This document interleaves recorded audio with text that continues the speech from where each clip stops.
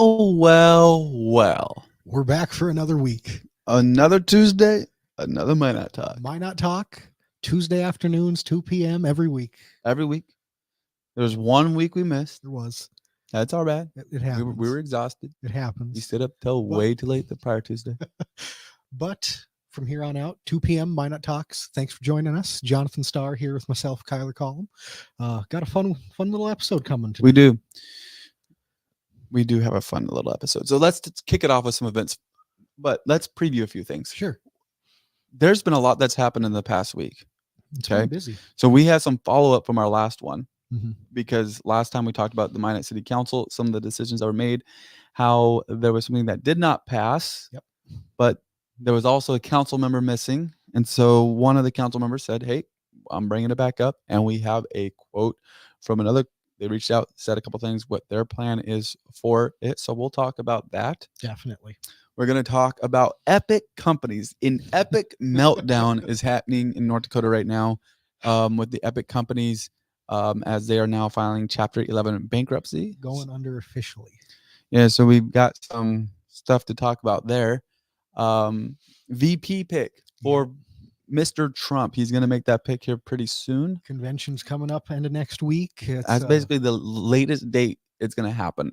Presumably, that's what it sounds like. Exactly. They anticipate it before the convention, but at this, you never know. But this is Trump. This isn't an exact quote, but he's like, yeah, it'll be probably a little bit before the convention. It'd be really neat if we did at the convention. That'd make that event really big. So maybe we'll do it at the convention. I know who I'm going to pick. And no, I don't know exactly who, but I got the people in my mind. He would love to have the show of having it announced on. He's just a walking show. What a guy. That's he's a show. How about they always tease Trump about looking orange, and then all the pictures from the debate with Biden and Trump look like Biden was looking a little orange. A little more peaked, wasn't he? Yeah, so not sure what happened there. But we'll also talk about Biden. See what's going to happen. It sounds like by the end of this week, we're going to be having some big news on Biden as to whether or not what's going to happen with the Democratic Party, if they're going to fully support him or not. And we're just getting started. There was I can't say. Yeah, there you go. Train derailment. Carrington, North Dakota. What was it over the weekend? It was late last week. End of the week last week. I texted you about this because obviously you're working on some stuff about the one here in Minot, and it's like, wow, it's crazy. Yep, they still haven't announced any official cause of the derailment. No one was killed or injured, thankfully. But because of a lot of the chemicals that were released, including anhydrous ammonia, some of the people that were residents in the area of the derailment actually ended up having to shelter in place, which is a similar thing that happened in Minot in 2002, where it's just best to stay in your home and not leave while there are dangerous conditions happening outside, because they had to release some extra toxins into the into the atmosphere so they could take care of the mess that was made there. You're basically becoming a train derailment expert. Yeah, it's crazy. The NTSB reports are just thrilling, I promise. Awesome. Well, and it's interesting because it seems like election year, crazy things happen. Now, probably crazy things happen every year, but it seems like last time there was a bunch of train derailments leading into election. Have that right? It was either leading into presidential election or into the. I think it was 2 years ago. Yeah, 2 years ago, the Ohio one happened. Yeah, and there was a bunch of stuff that was a big thing that summer. And now this year there was a couple bridges being ran into, not collapsing, being ran into. Well, one in Baltimore did collapse, and they collapsed, but they were actually ran into. Which is kind of a different thing. Yeah, it happened multiple times. I think in Louisiana or something. Yeah, somewhere else. Texas, something like that. Yeah, it's been a wild year for transportation so far. All right, so a lot of fun things to talk about this hour. Yep. Let's kick it off talking about some of the events going on in Minot here soon. Yeah, one fun one for any music fans. I noticed this driving up and down Broadway the other day. Uncle Kracker is going to be in town at the Original Bar tonight. All right. If anyone is a fan, I remember he was here in, I think 2012. He was opening act for Kid Rock at the fair. I mean, I don't know if I'll be there, but it's Uncle Kracker, so that's exciting. One person's excited about it. Heck yeah. Friday, July 12th, this Friday at 11 a.m., there's a food truck festival going on. This is something that's close to my heart. Yep, at Ryan Nissan, right? Yeah, anytime there's a food truck festival, I'm happy. There's gonna be Bear's Kitchen, Grills, cheesing, Mama Max, the local lemon, all rolled up. Papa's Place, Sips and D. There's gonna be a bouncy castle. There's gonna be cornhole, and while the food won't be, the event is free to attend. That's big space up there, right across from Broadway. Ryan Nissan on South Hill in Minot. And like you said, it's food trucks. Who doesn't love that? Who doesn't love that? One of the popular events that I hear about in the farming community is McCody Threshing Show. That's Yep. happening This weekend. July 12th. Yes, it's happening this weekend. Yep. July 12th to 14th. If you ever driving on Highway 83 north south, you'll always see those McCody Threshing Show signs. Well, it's Yep, this weekend. it's happening. It's time. This is the time. So make sure you're there at the McCody Threshing Show. And then one more event, Pioneer Days. Got to give it up for the Pioneer Days. Up in Kenmare. Up in Kenmare, Yep. July 13th, 9:30 a.m. to 8 p.m. Be this Saturday. Be a fun event. I think they're going to have live music. Be a bunch of stuff to do in the park. Yeah. Kenmare up there. Whole bunch of different things to see with their Pioneer Village. It's There's going to be a log cutting contest. You Really? entering that? You like those contests? Contests are fun, but I try to win when I enter. Did I you know win? my limitations. Yeah. All right. There's going to be church services. This is epic, man. You got things from log cutting contests all the way to church services to live music by Zach Thomas, Kaylin Hill, Sand Creek, Don Lee, Rick Watson, and it was her idea.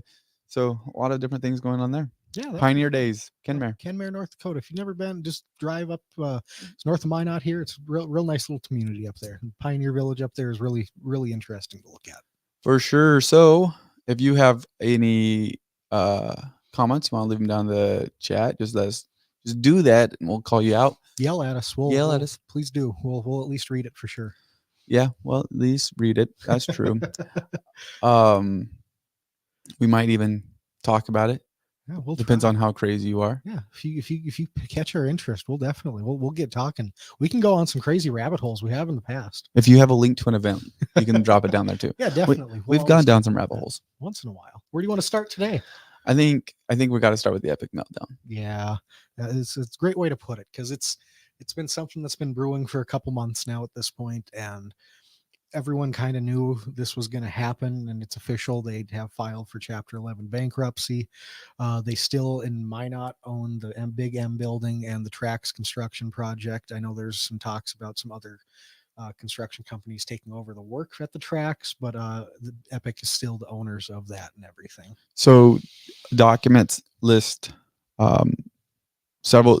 Epic is made up of several entities, and so some of those entities are EC West Fargo, Epic Companies Midwest, Epic Companies Midwest 2023, Epic Companies Epic Employee LLC, and EOLA Capital LLC.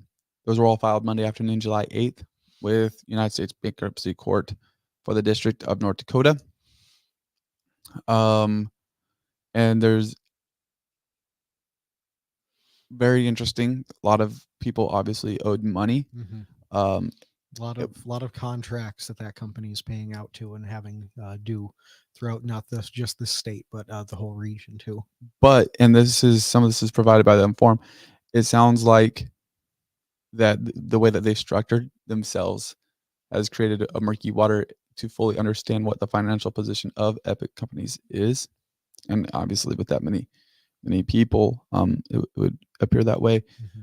Many of the creditors include investors, individuals, companies that provided goods and services, IRS, Office of the North Dakota State Tax Commissioner, Office of the Attorney General, North Dakota State Fair Foundation, and even some of Epic's own subsidiaries. Yeah. So a lot of people are taking some flack from this one, as they probably rightfully should. This was but I'm saying flack. I probably used the wrong word. Fair. A lot of people are taking some damage from this. Yeah. No, excuse me as well. That was, the company's taking the damage from this is not the position they should have been in. Epic is a company that clearly got stretched too big and too thin too fast, and they're coming to those chickens are coming to roost now, and it's unfortunate for the companies affected because it is a web that's been pushed across the state at this point. And has Epic yet released a comment on I have this? not seen anything from Epic, and that's probably the one of the saddest parts of this whole thing, other than like little statements to not really give you much, but try to put people at ease. Yeah, There's not been like, hey, this is what's going to happen. This is our plan. Probably some of it's from a legal perspective, but it's just sad when things like this go down yeah, that with way. as many people that lost jobs affected by this, and Well, as you got many as people that lost jobs, you got contractors, but you got people living in their Epic buildings. It's like, that, what's going to happen? what's their future like at this point? I need my water faucet replaced. How is that going to work? Where do they go to? I don't have any hot water. Like, there's things that could be happening. One person that was living in an Epic building mentioned that you can see that some of the buildings are falling into disrepair Already. already. So it's just kind of worrisome to see what the full fallout of it's going to be. And of course, everybody wants to know, well, what's going to happen, and be interesting. And we might reach out to a couple of the city officials to see what happens in Minot. And I understand the frustration with the TIFs, and Minot should have never done this. Yeah. And maybe that's right. I It's still think it's an interesting discussion on the big game building. yeah. It's just so much more disappointing that when they do choose to do it, this is what happens to the company that they do it for. Right. Yep. And it seems like it It's- is the luck of Minot that something like that would happen. Yeah. Just looking back, even with the parking garages and stuff. Yeah.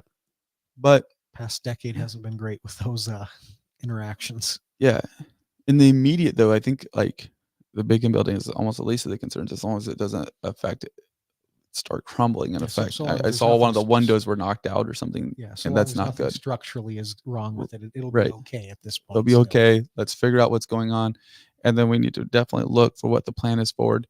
And yeah, should city be held accountable? I still just go back to that's an interesting discussion with the big in building. Exactly. I mean, should the city be responsible? Maybe, maybe not. But How? I don't know. Oh, That's what- the thing. If not, it comes to a point. If not them, who? When no one else wants to do it, who does? Yeah. So what do you want done with the big in building?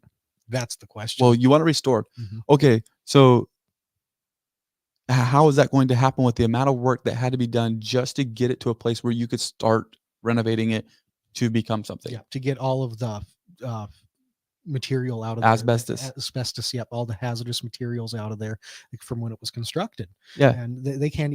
You can't even begin renovating that building until all that's removed, and that's such a large portion of the cost to it all. It was so bad the city didn't even want it. Exactly, and that's the tough part. Is it's so bad of a situation the city doesn't even want to take care of it, but who does at that point? And so Then you have a company that tries to, and yeah, and what happens. it in my opinion, it makes sense for the TIF to be used there. It does. Now that is where a TIF is used. If you wanted to have an argument that TIFs should never be used, Mhm. I don't think the big end building belongs in that conversation. It's a different conversation. Should we be using TIFs or should we not be using TIFs? Great discussion. Yep. If we're using TIFs, which is the world that we're living in right now, Yeah, it's happening. then this is a great example of where it Yeah. should be used. Yeah. And it's just unfortunate that it falls This is down that way. what happens, to the company that gets presented with it. So then you go and you vet companies, but what are at that point, and there's probably somebody, but we're looking at 2 or 3 years ago. Mhm. How many people were there saying bad things about Epic? Yeah, they were a company on the rise at that point. Yeah. Like they were the next big thing. I mean, they were, as we see now in hindsight, probably happening too fast, but they were popping up all over the state. I mean, Spicy Pie was through Epic. Good things were happening. Yep.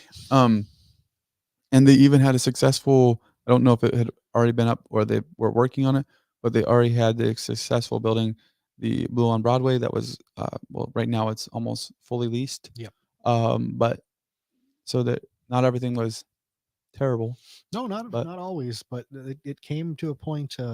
They got stretched too thin, or they couldn't handle the load they put on themselves, and Or there was bad things that happened inside the company. could have too. We don't know because they haven't made a statement. They haven't made a statement. According to the filings, Epic Companies Midwest has between 100 and 199 creditors with assets and liabilities between 10 million and 50 million. Epic Companies Midwest 2023 has between 50 and 99 creditors with assets and liabilities between 10 million, and 50 million. EOLA Capital has up to 49 creditors with assets and liabilities between 1 million and 10 million. EC West Fargo has up to 49 creditors with assets and liabilities between $500,001 and 1 million. Epic Employee has 5299 creditors with assets and liabilities between $100,001 to $500,000. So that's over $100 million in assets potentially. Potentially. That's a lot, especially in the state of North Dakota. We're not clearly we're not a large state where things happen in the billions of dollars. This is I mean, it does, but not, tens of billions. This is a state that is much more modest in those regards, largely. And seeing numbers in the hundreds of millions of dollars is alarming for people here, I believe. One thing that's interesting is the bankruptcy filings list Epic's address as 400 10th Street Southeast, Minot. Should we go knock on the door? Go see who's home? That's got to be the building down on Burdick. I think so, yeah. I would assume as much. Interesting.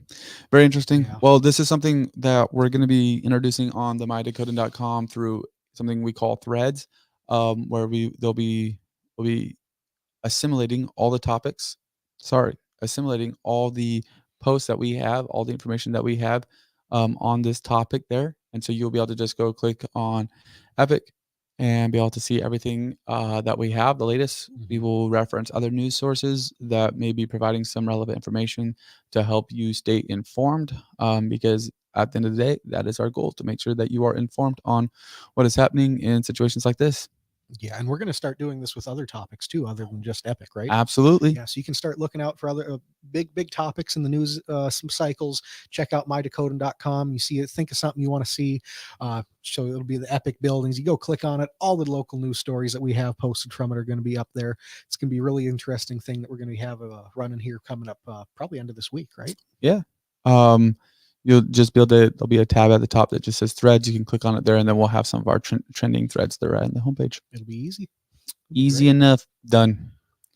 All right. Well, very interesting. If there's anything else that comes up midweek, you can see it on mydakotan.com. Should we have any other Minot news we should mention before we move on to some national stuff? Did you watch the 4th of July fireworks show?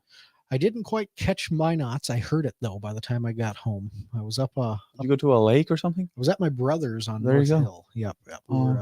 So the view of it all was obstructed, but Crazy. It was loud though. Interesting. Yeah. Oh, that's a bummer. I was out of town. I heard it though. It was. Was it? I heard it was good. I was out of town. I didn't see you it. were out of town. Oh, fair. Yep. We missed it. Fantastic though. If you have videos of it, that's all right. Keep them. I saw enough fireworks. Yep. It was always good, right? Yeah. It's the 4th of July. Who can go wrong? Did you have a good time? I did. Good. It was a nice, relaxing day. Easy day. I was a little under the weather, but it wasn't too Me bad. too, man. I'm still under the weather. Crazy stuff. Summer and not feeling great. It's never fun. Yeah. Always never throws you off a little bit, and you get those summer colds. Yeah. There's been stuff going around too, it feels like. Oh, always stuff going around in my world. I got kids, man. That's true. You got little ones. They're just germ factories for you. Yeah. So who's going to be the VP pick? Well, as a North Dakotan, I feel like Really our pick should be our governor, right? Doug Burgum. interesting. So this is an interesting conversation. It is. Then. From a North Dakotan's perspective, it should be Burgum. I will argue from the perspective of that. As a North Dakotan, I'm not saying specifically I think Burgum should be the pick, but to argue if he is the best pick, I mean, he's a tech industry billionaire.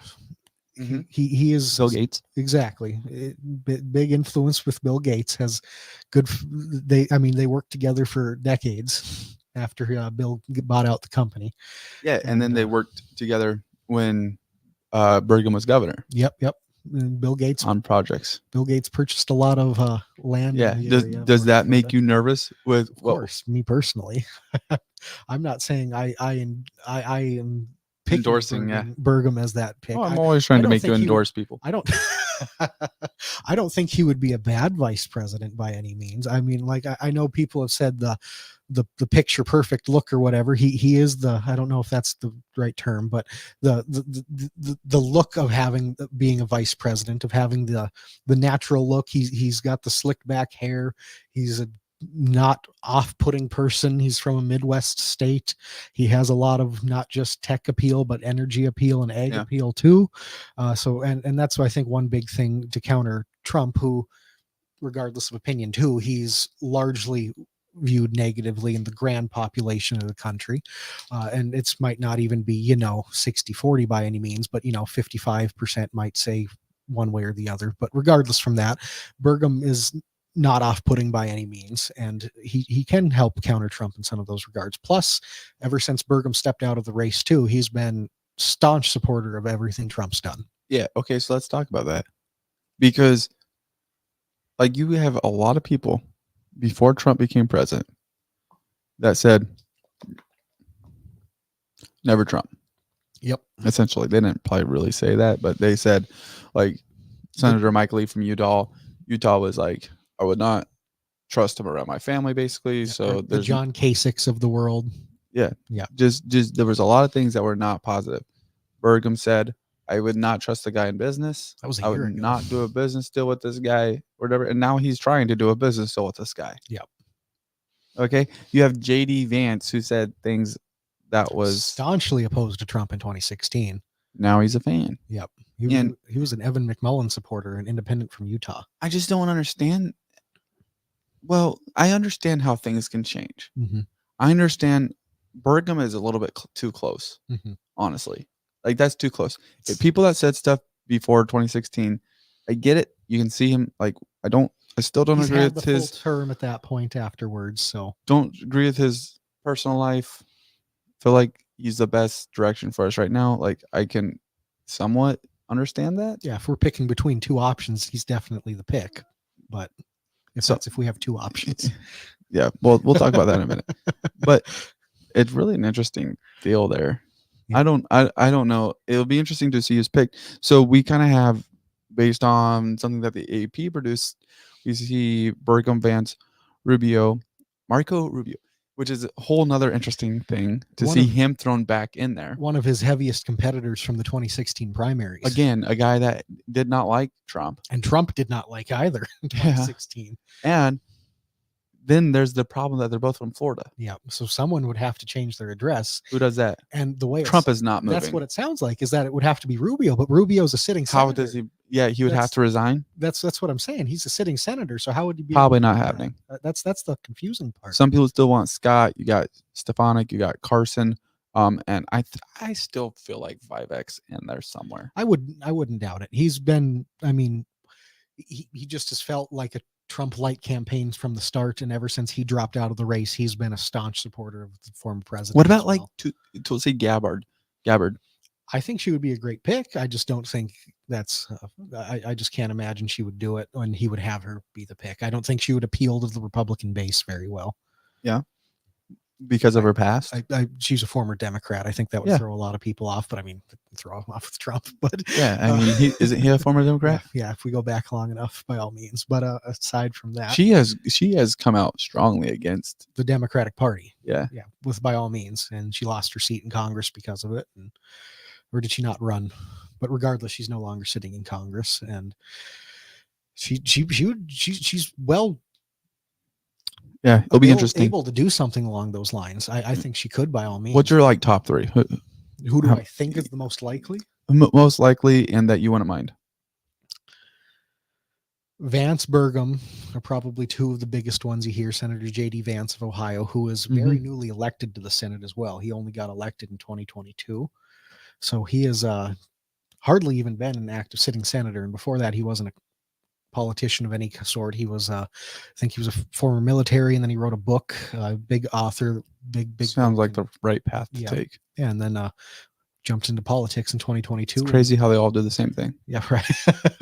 Then I know in the Ohio primary, which was very contested, Trump endorsed him, and he ended up winning that and won the seat that fall as well. And that's an interesting thing, is he's from Ohio. Mhm. And Ohio may not be as much of a swing state this time. Mhm. I don't know, but typically it is. At least up until the past 8 years, it has been. Yeah. They said Florida's not a swing state this year, which is not a surprise. But think about this. I was listening to something this weekend, and it was going back to when Ronald Reagan. So do you know the stats on what happened when Ronald Reagan was elected president? In 80 or 84? Both, either time. Go for it. All right. He cleaned house both times. Mhm. He beat Carter Handily. handily. It Carter was got like 49 electoral votes, college votes. Won like was 6 states or under something. under 75 for sure. Yeah. And then obviously when he ran against Mondale, he got all Mondale got was Minnesota, which should be a crime to you, Minnesota. Come on. The rest of the country voted for Reagan. Should have been Gary Hart. Yeah, but Mondale was from Minnesota, so Yeah. that's the only thing you got going for you. The home state, the home son, former vice president. But they said something on there. They said,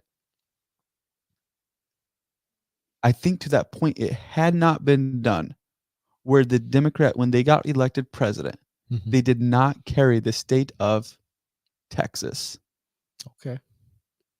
up to, this was against Mondale, Yep. up to 1984, which might as well be 1980 because it would have Same principle. same principle.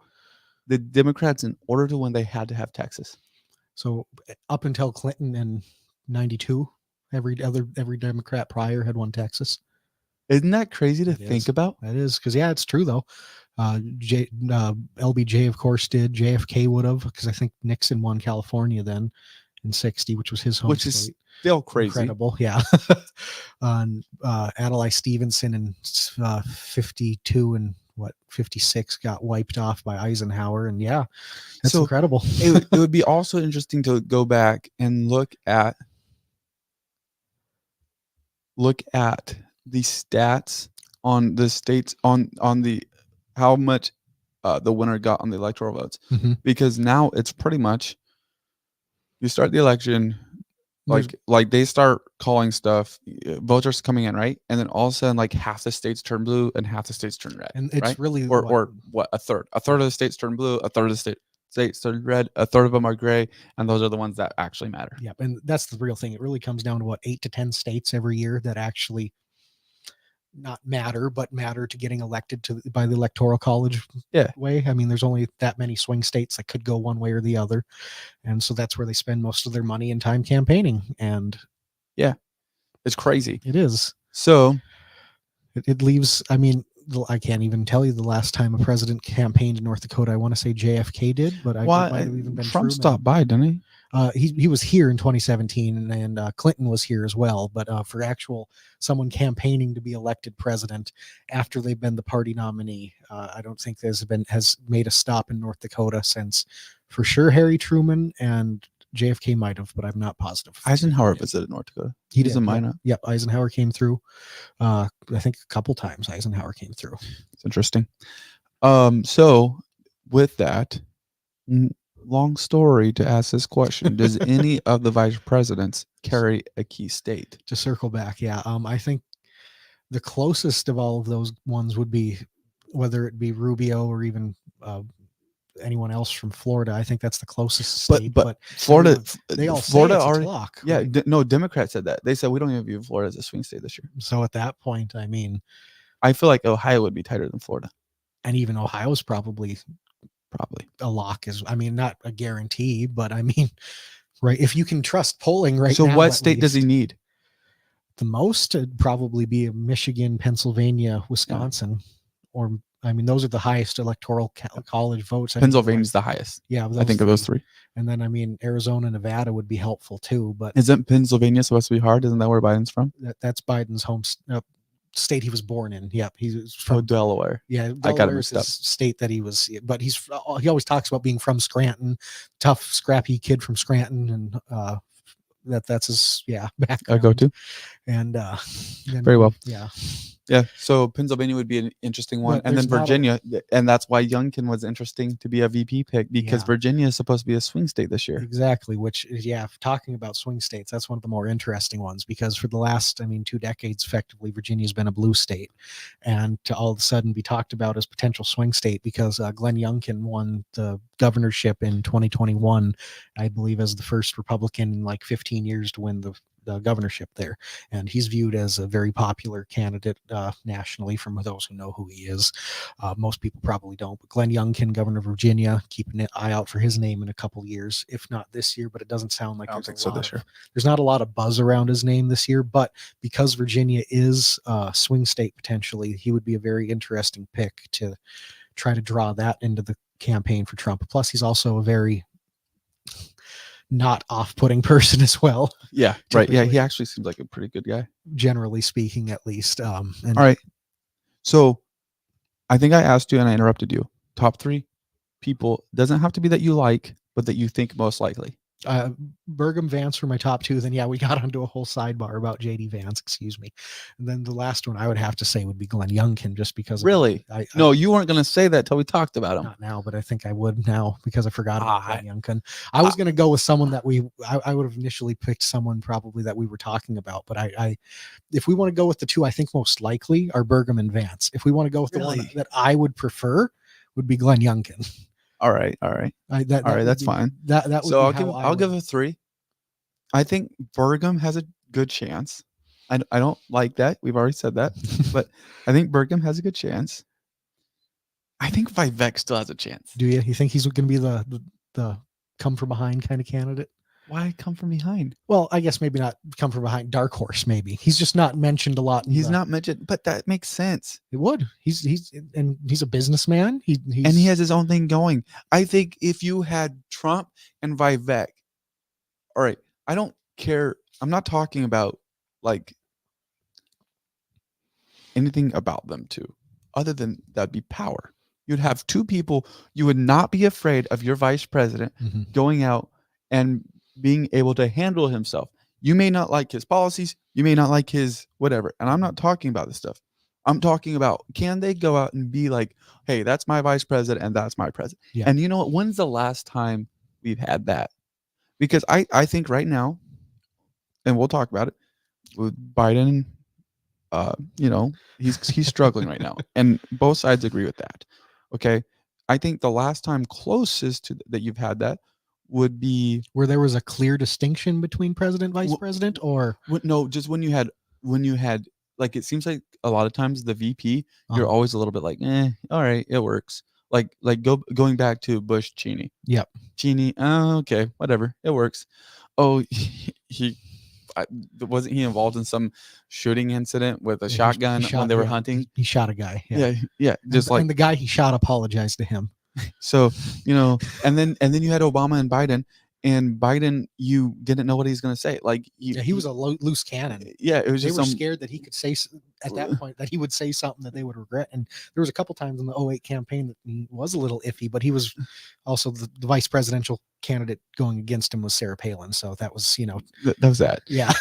So there was interesting things there. And then you had Trump and Pence, and maybe you had a little bit with Trump and Pence. I think you were most worried about Trump. I feel like for the most part, people could be like, yeah, Pence. And I think it started out, yeah, Pence. And I think it maybe decreased over time. I'm not talking about some of the nefarious things that happened late in the presidency. Yeah. But why was Pence the pick at the start, effectively? Yeah. And he was a good, I think he was a good pick at the start. Yeah. He was a strong conservative who the base was liked. But I'm just not even politics involved. Sure. I'm just saying, like, from a standpoint, like, you're like, yeah, I can. He's well spoken. He holds himself well. He's a gentleman. He has good appeal, right? And you can trust what he's going to say. You may not agree with it politically, but you can trust he's not going to be go out and saying stuff out in left field that you're like concerned about. Yeah, and anything that comes out of his mouth, it's not going to be. It's not a potential minefield. So I think the only one that you were worried about was Trump in that, and maybe that would be the case too. But Vivek with that, he's very strong, and Vance probably is too. Burgum, I don't have the same feel with Burgum. like when he starts talking, his words are gonna slur. He's not well spoken. One thing that I've just read with him, it sounds like Trump likes him. Yeah, somehow, but that there could be things with that. That'd be an interesting conversation itself. Yeah. All right, moving on. Biden. All right, is he going to be replaced by the end of the week? By the end of the week, it's tough to tell. Well- I don't know if I say I have two takes on this. Okay. I say one, if he's replaced, he won't. If he's forcefully replaced, he won't be replaced until the Democratic convention in August. Well, the Democrats have a plan by the end of the week that would be public that would say, "Hey, there's something going to happen." And the reason I asked this, and I know that you probably, I'm tried to rephrase my question because I feel like it opens up a little bit to what you said. Sure. The reason I asked this is Joe Manchin. Senator from West Virginia. Yes, said, he was asked a question. He's like, I think we'll know more by the end of this week. Mm-hmm. And it was the way he said it was very strong. Like there's some news that are going to break. And I think he said that. I think we'll see some news here by the end of the week that's going to shed light on it. So, and that he's not the first to allude to that. Well, there have been 3-4 congressmen that have come out, Democratic congressmen that have come out publicly, openly against Biden running still. The guy from New York, I think can't think of his name, is not Nadler. Not is that it? Or something like that. Yeah. He came out against Biden. Yep. And then he went and he walked it back. Oh, okay. He's already what a guy. Well, I mean, because I know a day or two ago, Biden sent a letter to all the House congressional people telling them that he's strongly going to keep running. Gonna work. Yeah. I think the best bet would be for, I think it's long gone at this point, but I think the best bet would be for him to step down and let Harris take over the ticket. Really? So you think Harris should take over the ticket? I think she would be the easiest option for the party. I think it would have the least amount of contention.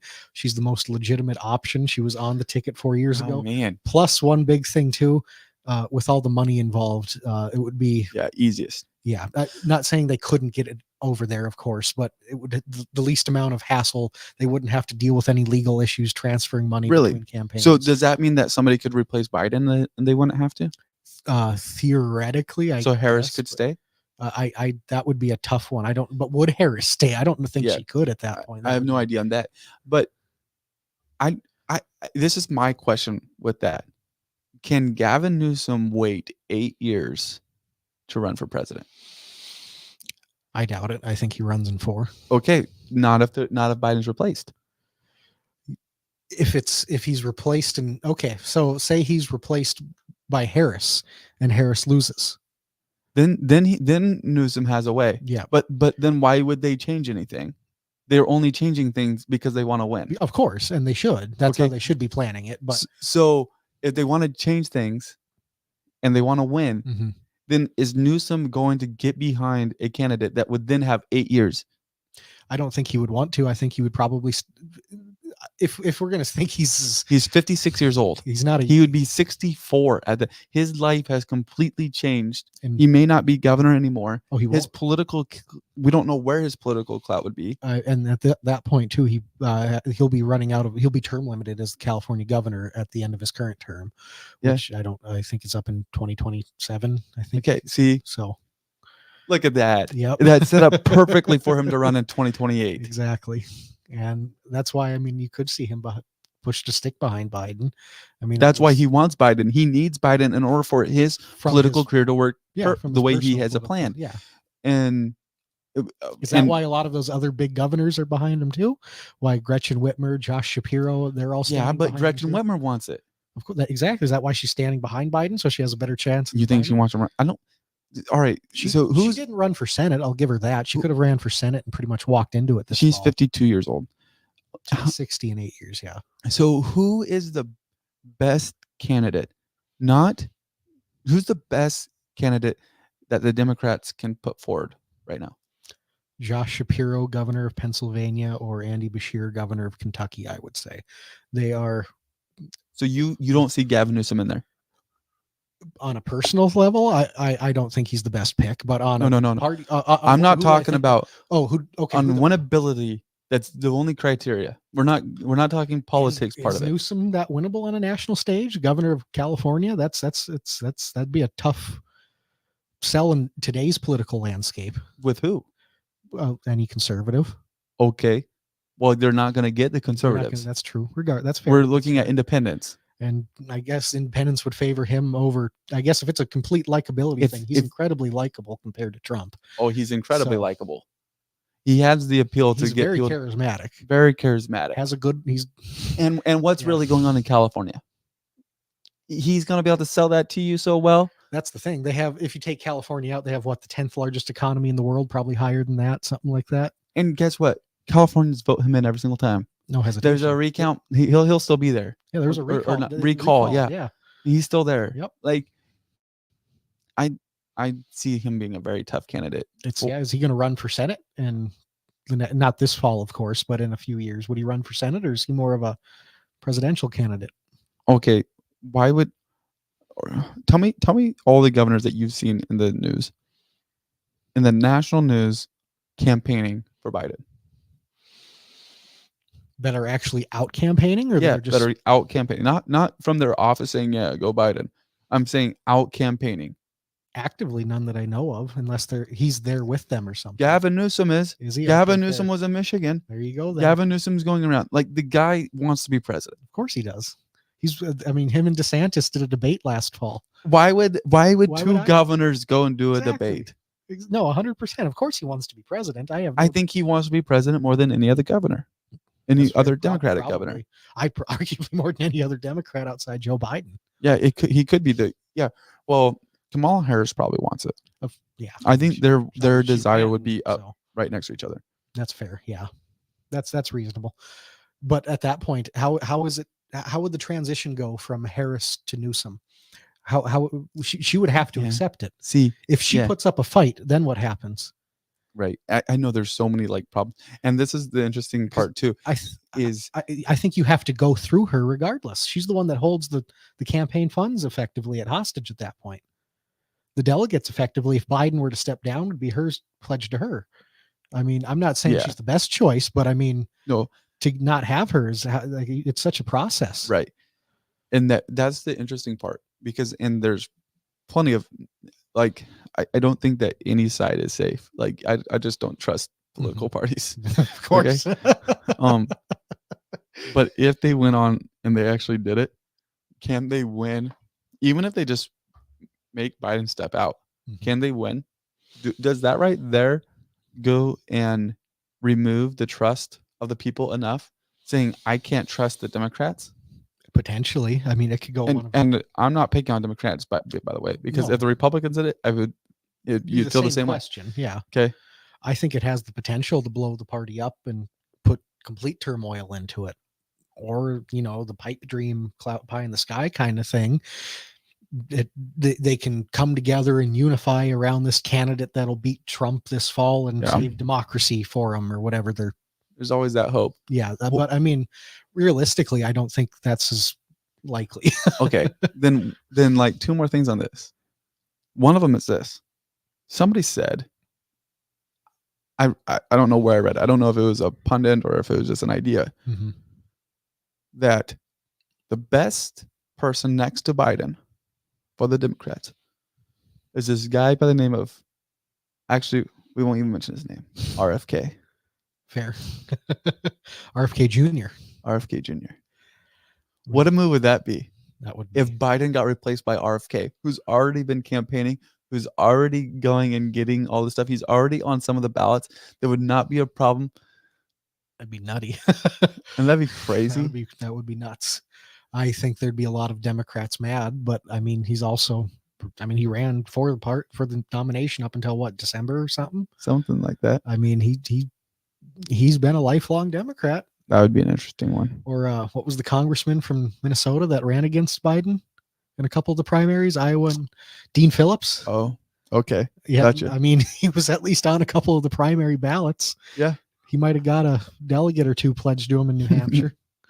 So, interesting thoughts. I think the bigger question, though, with RFK is, with all this turmoil, we'll call it that right now, on that side, does that create a larger opportunity for RFK to fill that void, or has his name just totally gotten deleted right now? I don't think it's been totally deleted, but I know he's had a ton of issues getting ballot access in some states. So if he can't get on the ballot in enough states, I mean, That's going to wipe him as is. But if he can get ballot access on the vast majority of the states and he can have a good path to 270, I'm not saying he's going to win, but I'm saying he could easily ruin a party for one of the How two many campaigns. total electoral votes are there? Total? Oh gosh, I want to say like what 520 some, and you need 270 to win. So Yeah, I'm gonna find this. 540 or Is 541. that what we're going with? I mean, just basic math from that. I need to see the total amount. 535 electors. 535. Okay, there you go. All right. What is 535 divided by 3? 178. You know what that means? What's that? RFK just needs like 150 electoral votes to mess everything up. Give him California, New York, and Yeah, and everything is messed up. yeah, and Vermont and like something like that, and that's enough to, like you said, mess stuff up. Interesting. I mean, that's enough to just mess stuff up. I mean, I guess he'd maybe have to win a swing state or two as well at that point. Still, yeah, that would be interesting. All right, moving on. Project 2025. Yeah, Interesting stuff. That is. Of course, Trump came out this week, said, and I don't know why we're so stuck on national news this week. We're sorry about that. Next week will be Minot City Council recap. Make sure you tune in for that. That'll be interesting. We actually have something else we want to share about the Minot City Council that we're going to be doing here shortly. We'll get to that at the end of our show here. But Project 2025, it's an interesting thing, something that's produced by Heritage Foundation that kind of breaks down a plan of succession or transition for the presidency. And there's a lot of information that's spread out about it. Mm-hmm. Some of it good, some of it bad. But there's a lot of, there's a lot of information out there on what it is and not a lot of definitive. So we're going to be starting a thread on the Dakotan that's going to be kind of breaking it down. There's some major things. We won't necessarily have rebuttals. I don't really care which side it is, but we'll just be able to go and say, this is what was said. This is what the manual that they produce is, like a 970-page manual that they have. That I'll be able to kind of, this is kind of what it is. We'll have our, what is Twitter called it? Their context notes or whatever. Yeah. We'll have our own on Project 2025. And they have 4 big pillars of what they're basing the foundation off of. The 4 big pillars. Also, it says along, there's basically 4 broad fronts that will decide America's future. These aren't the 4 pillars, but 4 broad fronts. And they are restore the family as a centerpiece of American life and protect our children, dismantle the administrative state and return self-governance to the American people, defend our nation's sovereignty, borders, and bounty against global threats, secure our God-given individual rights to live freely, what our Constitution calls the blessings of liberty. Mm-hmm. So it'll be an interesting thing. We'll be talking about it on our Minot Talks, and we'll also be covering it on a thread on the Dakotan. We'll have that coming out here soon. Yeah. Be coming up real quick. It's going to be an interesting thing to dive into this a little bit, and we'll get takes right from the organization's website, and we'll try to break it down a little bit better to get some ideas on what not just the broad topics and the pillars, but what they mean a little bit more in depth. Because I know they one of their big pillars is to get a plan for the first 180 days after the inauguration, so that way as soon as inauguration day hits, they have a running plan for how to get their legislation pushed through for that first big push after inauguration, because that's typically with the presidencies, the first 100 days to 180 days is the most productive period in a presidency. I think we'll get an interview with Trump, you know? You can shoot your shot. Never know. Probably won't get that. But probably not, but I mean, you could try. Yeah. That'd be so epic. Like, well, you don't hit a shot, you don't shoot. Yeah, that's right. Michael Jordan. You miss 100% of the shots you don't take. That's it. That's the bet. You don't hit a shot. Oh, that's the Kyler version. Yeah. All right. So, Kyler, you were at City Council last week. Yeah. And there was an interesting thing that came up. The split vote? Yeah. Break it down for us again. Yeah. So there was a proposal to purchase a lot of land that is adjacent to public works property that the city of Minot already owns, and the property owner that is selling that 7.5 acre lot offered to sell it to the city of Minot first, just out of sheer convenience and I don't who knows what else. But this piece of property was going to cost $920,000, which is a lot of money. I don't have that much. I mean, not in the grand scheme, but to me, it's a lot of money. I said I don't have that much. Oh, you don't have that much. I thought you said it's not that much. Okay, I don't have near that much either. I'd love to, but the city was going to spend this on the property. They had no real grand plan on what to do with it other than use it as overflow storage for a lot of their facilities. They have a lot of infrastructure. They've been building construction equipment that's been packed into some of their facilities, so they were going to use this lot as some overflow. But they'd throw some ideas as to subdivide it and sell off portions of it and then use the rest of it. But again, no big grand plan on what to do with it. And at last week's meeting, Councilman Paul Pittner wasn't present. So when the vote came, it was a 3-3 tie. And with no majority, that means the vote fails. So 3 assenting votes were Mark Janser, Lisa Olson, and Mayor Tom Ross. And then the 3 dissenting votes were the new city councilmen, Mike Blessum, Rob Fuller, and Scott Samuelson. And so after it failed, you said you talked with... I talked with Lisa Olson a little bit, just kind of briefly asked about what... if she thought that she would reintroduce the bill when Councilman Pittner was here, and she said so long as there isn't any deadline to it, which I still don't know if there is, on the pricing or any kind of timeline on that would restrict it. If there's not, she would plan on reintroducing it at this coming week's meeting. And so after our podcast last week, we got a text from new councilman Rob Fuller, and he said it was all right if we mentioned it this week, so I thought I would. He said he's already spoken with the mayor and the city attorney about the $920,000 land purchase. If it comes back to council, he's going to make a motion to table it for 30 days so that there can be public input on whether we should spend the money on this land or not. He mentioned that he expressed to the mayor that the satisfaction survey pointed out only 22% of Minot residents believe the city is listening to the city council, and he doesn't feel like we can continue to do things the way they've always been done. He believes that the citizens has asked for it and elected the change they wanted, and so we need input on items such as these, because eventually we're going to hear loud and clear what the public wants. He said, just ending with this, and I quote, "While I know I was elected and the citizens have faith in me, I believe we need to hear from the community on purchases like these, bailouts like Broadway Circle, etc." End quote. I think it's a great point. I think, like he said, this is a great opportunity to use the public setting to get people's opinion on an item. This is something that clearly is contentious with the city council, so it's something that the public should probably have a voice on. And if the public chooses to participate in that setting or not is on them, but I think it would at least have the potential to be. I think it's a great idea. Yeah, I think we definitely need to have the public get out and say their opinion. Yeah, 100%. One way or the other, if you're for it or against it, I think that you should make it known. Right, definitely.